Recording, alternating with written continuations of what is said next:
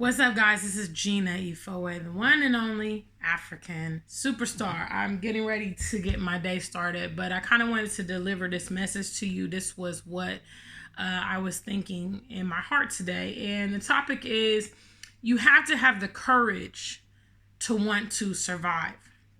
So I have this habit of when I'm feeling like some way about myself or maybe situations I'm facing or whatever, I always try to find stories of like less fortunate people or like tragedies or, people that have been through really crazy circumstances because obviously we always say it could be worse. And that's true. It always could be worse. But, whatever you're facing, whatever dynamics are in your life are always the most relevant to yourself. So in this latest, search of less fortunate people, I ran across this situation that happened in Sri Lanka, out in Asia, Indonesia, Thailand area. This massive tsunami, came in 2004, the day after Christmas, Boxing Day. And, I vaguely had heard about it, but I really don't verse myself too well with Asia. I've never really traveled out there. I don't have much interest. And I never really understood what a tsunami was, So the other night, this video came up and it was talking about, the devastation of this tsunami. So I decided, okay, well, let me look into this a bit further and try to understand this.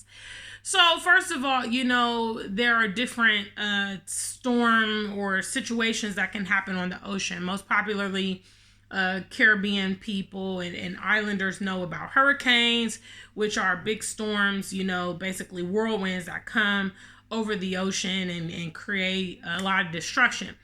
Then you have a typhoon, which is very similar, but that usually happens out in the Asian oceans, the Indian Ocean, Pacific, and all that. And then you have what's known as a tsunami, which is when there's an earthquake or some kind of shift underground or undersea. And basically it creates these massive, huge tidal waves. Okay. And, there's usually very little warning. It's not something like, a thunderstorm or maybe even a tornado where they can predict it. Essentially, an earthquake or something happens in the sea. And then usually they have anywhere between 4 to 30 minutes to try to evacuate this wave and get to higher land or something like that. So anyway, I started watching these documentaries about these victims of this tidal wave. And it made me come to this conclusion, which is you have to have the courage to want to survive. Life is going to present you so many challenges, disappointments. And I mean, let's face it, as Black people, we get the lion's share because we deal with things that other races don't even deal with. We deal with a dynamic among our people that, other people don't appear to deal with in the same capacity. We deal with oppression. And it's frustrating. And there's going to be days where you evaluate your life, you look at your situation. Even when you come to the continent, you're going to have days and you're going to be like, I can't really see the big picture. I can't see how all this is going to work out. To that, I simply advise you have to have the courage to survive. When I watch these stories, and I encourage you to do the same. If you're someone who, goes through a lot of psychological stress, big shout outs to all of my leaders out there. All of us that are very, forward thinking and future minded, it can be quite overwhelming sometimes when you think about the reality of what we're facing and kind of the dynamics of where our people are.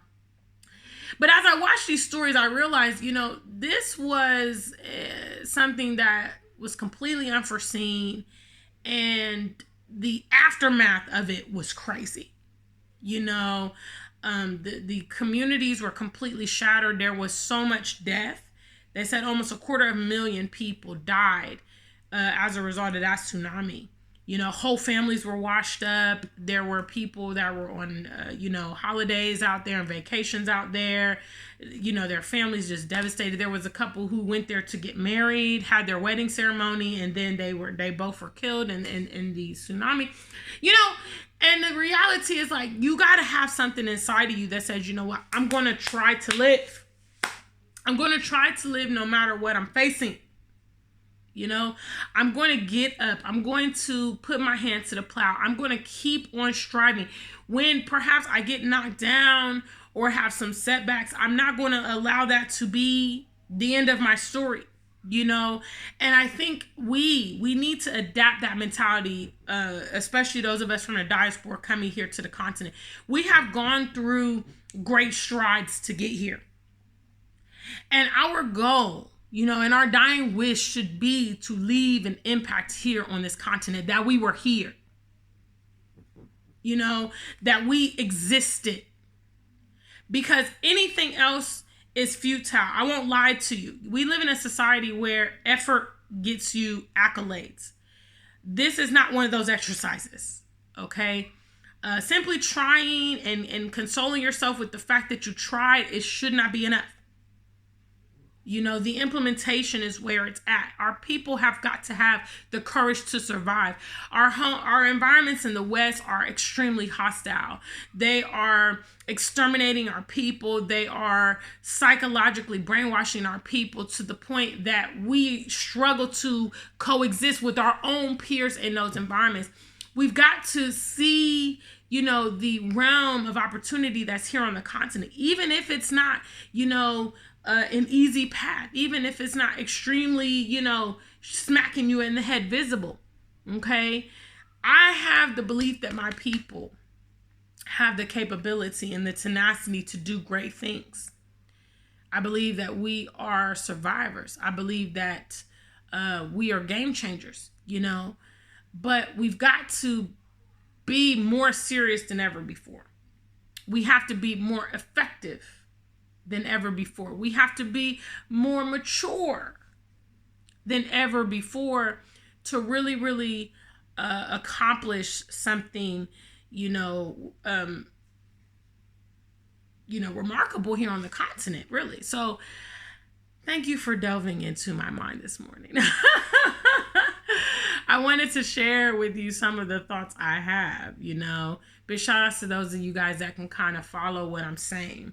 As you can see, I love to give examples and I love to parallel a lot of, life experiences with either things that have happened or nature.